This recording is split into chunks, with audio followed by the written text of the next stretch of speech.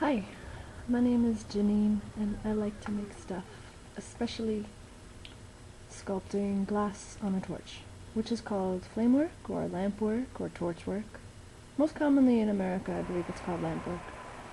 I've been doing it for 12 years, more than 12 years now, and I made all of these glass beads on my necklace. And people are often curious what the process is to make these beads, so I'm going to try to demystify that somewhat right now, as well as create a tutorial for people who want to learn to do this themselves.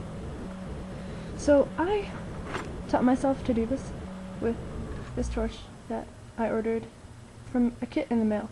This is called a hothead torch, and this torch can screw directly onto a propane cylinder, a smaller propane cylinder, not necessarily a 20-pound tank, but you can purchase a bulk hose that will connect this torch to a bulk tank so that you can work longer, or changes in the pressure in the tank won't affect the flame of the torch.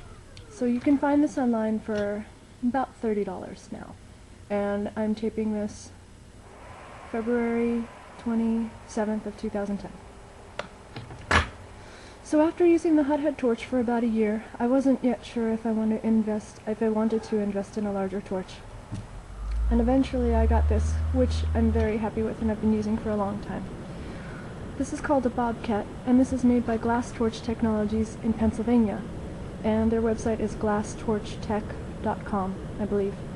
And they have great products and terrific service. I highly, highly recommend getting torches from Glass Torch Technologies.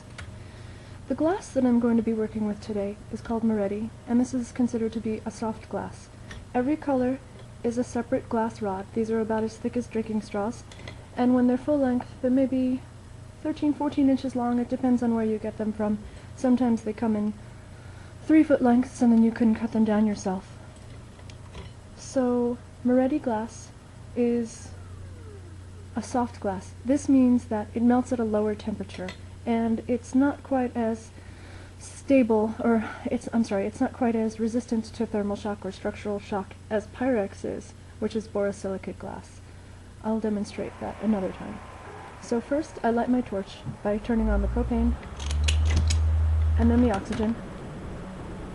And right now I've got a didymium lens over the camera, which I'll demonstrate later so that you can see what a difference it makes when you wear protective glasses, because there's a condition called glassblower's cataract, and from working for just one day you could get enough damage, you could cause enough damage that might cause cataracts, but the damage might not show up for 10 or 20 years even. So glassblowing, the way that I distinguish torch work from glassblowing is that torch work utilizes a torch as a heat source, whereas glassblowing uses a furnace or a glory hole as a heat source. So it's a lot of the same techniques, the same processes, but on a much larger scale when you're blowing glass. There are exceptions to that, but that's how I'm explaining it right now. These are my glasses. They're reflective, so people often make jokes about disco. I'm just happy to not go blind. So I'm going to begin by introducing the glass rod to the flame gradually at first, because if the glass gets too hot too fast, thermal shock is going to cause the glass to expand, possibly crack, and pieces of little shards of glass might go flying, never too far, but still. As I'm introducing the glass to the heat, I'm rotating the rod at the same time. I've never done that before. Of course I do it on camera, so that all sides of the glass are exposed to the heat, and I'll know the glass is warm enough to hold consistently in the torch when I begin to see a little bit of an orange glow in the flame.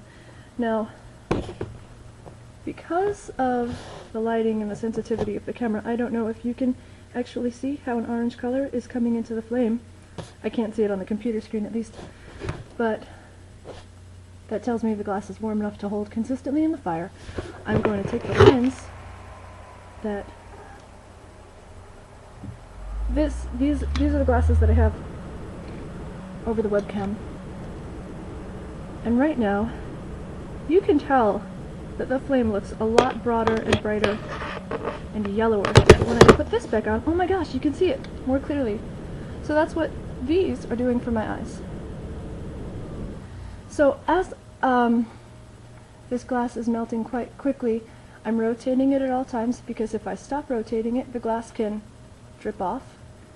So I'm keeping it spinning. It's sort of like honey, the consistency. I'm rotating it, and as I do that, I'm holding it horizontally at this point, but if I want to create a larger ball of molten glass, which is called a gather, I'm going to hold the rod a bit more vertically so that the glass will roll back on itself. This creates a larger gather, and the size of the gather determines the size of the bead that I can make, because that's how much molten glass I have to work with. So because I'm just demonstrating right now how to make a basic bead so that you understand how the glass goes from rod form to bead form, this is the size of the gather that I've made. I have to be really careful to not melt my mom's laptop. Hey! This steel rod is called a mandrel, and one end of the mandrel is coated with a clay solution that's called bead slip or bead separator, or it's just simply kiln wash. The function of the kiln wash is to insulate the glass from the metal so that the bead can later be removed instead of permanently sticking together. I'm going to preheat the mandrel because hot glass sticks to hot metal. Hot glass doesn't really stick to cold metal. So if I want this gather of glass to stick to the mandrel, I've got to get it warm first. Now, the gather of molten glass is the size that I would like for it to be to make a bead. First, I'm also rotating the mandrel because that's what I'm going to have to do while I'm working, and I'm just getting into the swing of things. So I've got my gather, and it's really fluid. I'm going to stop turning it. I allow it to touch the mandrel. I quickly twist the mandrel away from myself, and then I hold the glass rod in the flame, and I melt the rod away from the bead, and I just made a basic bead. Different colors of glass will turn different colors while they're hot, and it's always really neat to see, and it's important to pick out your colors without the glasses on so you can see exactly what you're getting yourself into. Sometimes if I select the glass rods while I'm wearing the protective eyewear, once I've finished making the bead, it looks completely different from what I had expected, especially because white turns clear, and here you can see it's becoming opaque again as it cools down. I'm just letting the bead solidify, because now I'm going to apply surface decorations.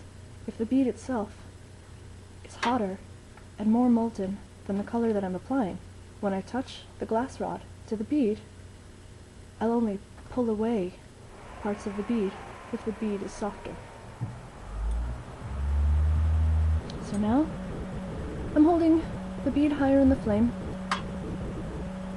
because I'm not trying to melt it again. I only needed to get it that hot at that point to actually wind the molten glass. So now I'm introducing another colored rod. This is a dark blue. So dark blue, as it's being heated, turns a sort of beautiful fluorescent red. Yellows turn dark red, reds turn black. Sometimes it's hard to keep track of what the original colors were when you're working. Okay, so this is going to be a basic dot bead, and when I do these mathematical patterns of beads, I always start with an anchor point. So here, because I'm heating up this other rod, and I don't need enough glass to make another gather, I'm just applying surface decoration, not making a whole other bead, I only need to heat the tip of this rod.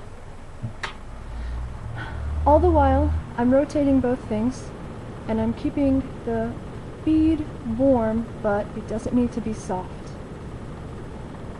So first, I have this, and I just apply one dot in the center, and I don't need to press. I can just touch them together, and then pull them away quite quickly.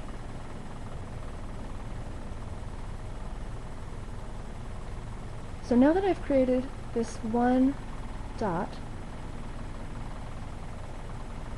and I'm quick to heat the bead again because if it gets too cold too quickly, it could crack.